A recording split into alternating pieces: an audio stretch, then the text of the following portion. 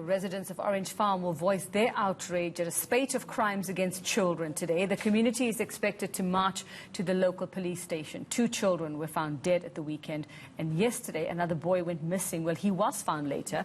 Our reporter Manqoba Mchunu is in Orange Farm to take us through what's happening there this morning. Manqoba, very good morning to you. So we understand the community obviously very alarmed, especially after the murders of those 2 children, and just the nature of that and the note that was left with those bodies might suggest that they have a real reason to worry about somebody targeting children in their community. Indeed, Yuveka, and in fact, some of those community members that I've spoken to are saying that they believe that there is a serial killer who is targeting children in particular in this community, given the 2 incidents that have now happened over in recent days. We saw the first one on Saturday, of course, where those 2 children were found dead here in Extension 4. And again, a child suspected to be kidnapped yesterday.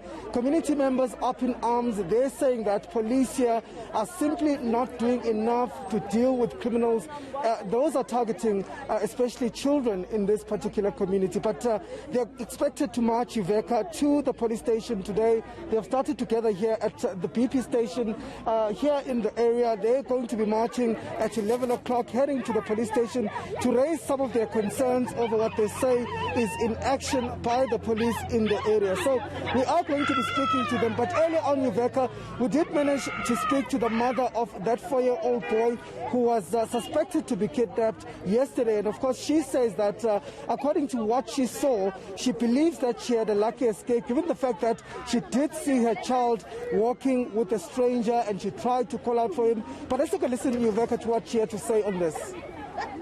I didn't exactly see the person in the face, but my child, my son, I did see him.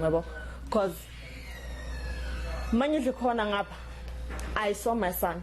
I screamed, I shouted his name, and he did look at me, but he couldn't say anything. He didn't talk, he didn't say Mbali or whatsoever. He just kept quiet 2 times. And for the second time when I shouted at him, this person who had my son just grabbed him and they quickly hurried.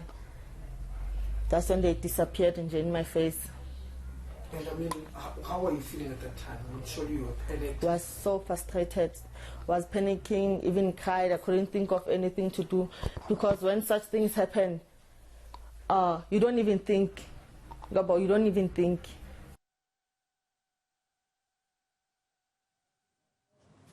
Well, Manqoba, it's completely understandable, the fear that has gripped the community there. I'd like to know, seeing as you've been in touch with them, what are they doing at the moment? How has this sort of changed the way they actually take care of their children, the movements of their children, the protection of their children? What has the community resorted to do for itself now, while they wait for police to take some action? Well, Yuveka, the community telling us that they've actually now identified some patrols in the area that are going to be monitoring children. So they've now appointed a group of people that are going to be placed at particular spots that are known to be hot spots where children go missing or where those rape incidents happen.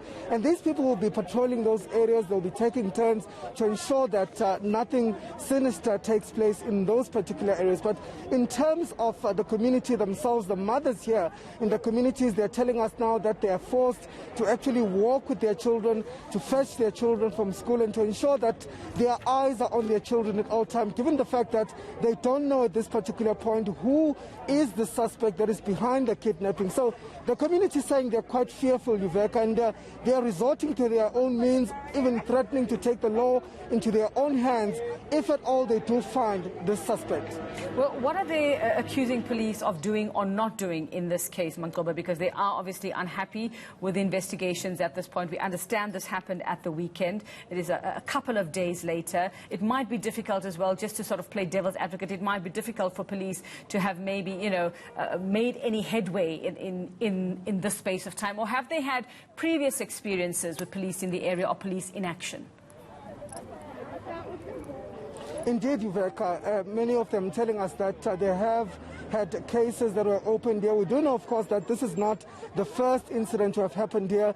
There was an incident in April where a 6-year-old child was found naked at a tavern. There was also an incident in June where another 3-year-old was found dumped in a dustbin. But the community members saying that there has been no arrest for those murders. In fact, we do understand that there was an arrest on one of the cases, the 3-year-old boy. But in terms of police actually doing or dealing with those criminals, they're saying that those suspects have since been released, and police really take their time when it comes to investigating these cases.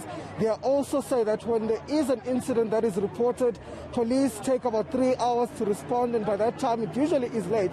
And you recall that even yesterday, Uveka, some of the community members actually started pelting a police vehicle that was there on the scene because police were simply saying to them that they do not believe that the child was missing. So those are some of the complaints from the community members, that police here are simply not doing enough. They don't arrive on time to the scenes.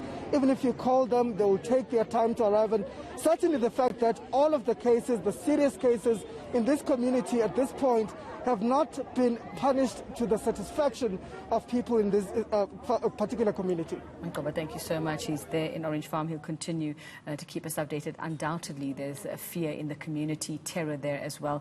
It's not easy trying to keep your children safe.